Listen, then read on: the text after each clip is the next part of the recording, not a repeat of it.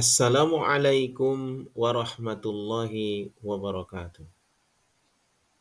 Para sahabat-sahabatku semua, saya akan mengetengahkan kisah tanah Arab sebelum masuknya Islam. Tanah semenanjung tempat lahirnya agama Islam yang terletak di bagian selatan barat benua Asia bernama Jazirah Arab. Jazirah Arab merupakan daerah gurun pasir yang luasnya kira-kira 12.000 mil persegi dan hampir sepertiganya adalah tanah pasir. Tanah Arab dibatasi oleh laut pada 3 sisi, sebelah selatan dengan lautan Indonesia, sebelah timur dengan Teluk Persia, dan sebelah barat dengan Lautan Merah. Sedangkan di sebelah utara dibatasi dengan padang pasir Syria. Negara Arab yang luas tersebut terbagi atas beberapa daerah. Di sebelah utara terhampar bagian pegunungan yang jarang didiami orang. Di sebelah selatan terletak bagian yang bernama Hijaz. Di dalamnya terdapat kota suci Makkah, tempat lahirnya Nabi Muhammad sallallahu alaihi wasallam.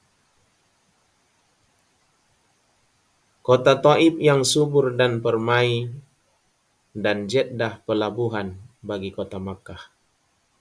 Ujung yang sebelah selatan barat bernama Yaman, yaitu bagian yang amat makmur dan maju di wilayah tanah Arab. Ujung yang sebelah timur bernama Amman, serta tanah dataran tinggi yang terbentang di tengah bernama Najd, yang penuh dengan padang pasir dan pegunungan. Hasil tanah Arab yang terutama ialah kurma. Kurma merupakan pohon yang disayang di negeri Arab. Ia merupakan kawan bagi orang miskin dan kaya, karena tanpa pohon tersebut, kehidupan di padang pasir tidak dapat dibayangkan bagaimana sulitnya. Di antara binatang yang hidup di situ ialah kuda Arab, yang tiada bandingannya di seluruh dunia. Demikian juga dengan unta. Sebagai binatang yang amat berharga bagi bangsa Arab, tanpa unta kehidupan di padang pasir akan menemui kesulitan. Ia merupakan kapal di padang pasir. Di samping itu unta juga dipergunakan oleh orang-orang Badui sebagai alat angkutan. Susunya diminum dan dagingnya boleh pula dimakan. Lain dari itu, keledai, biri-biri, dan kambing pun menjadi pangkal kekayaan juga bagi bangsa Arab. Kota Makkah sejak dahulu kala telah menjadi pusat keagamaan, tempat berkumpul dan melaksanakan upacara bagi tanah Arab. Di dalamnya terdapat Ka'bah, yakni rumah suci yang pertama sekali di dunia.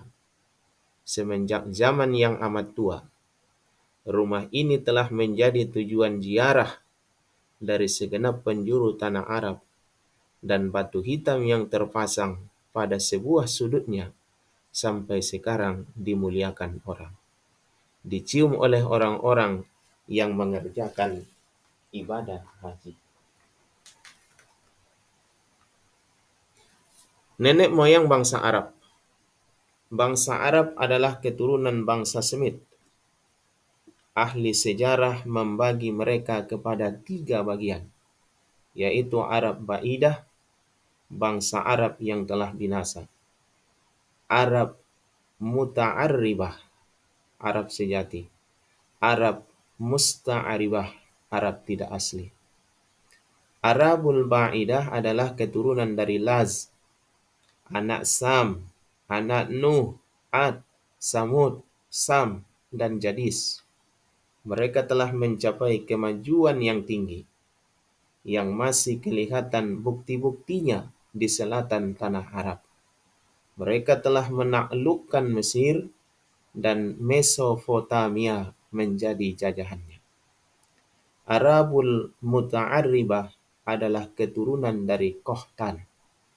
Salah seorang dari anak Qohtan bernama Zarib, dan menurut namanya lah tanah itu diberi nama.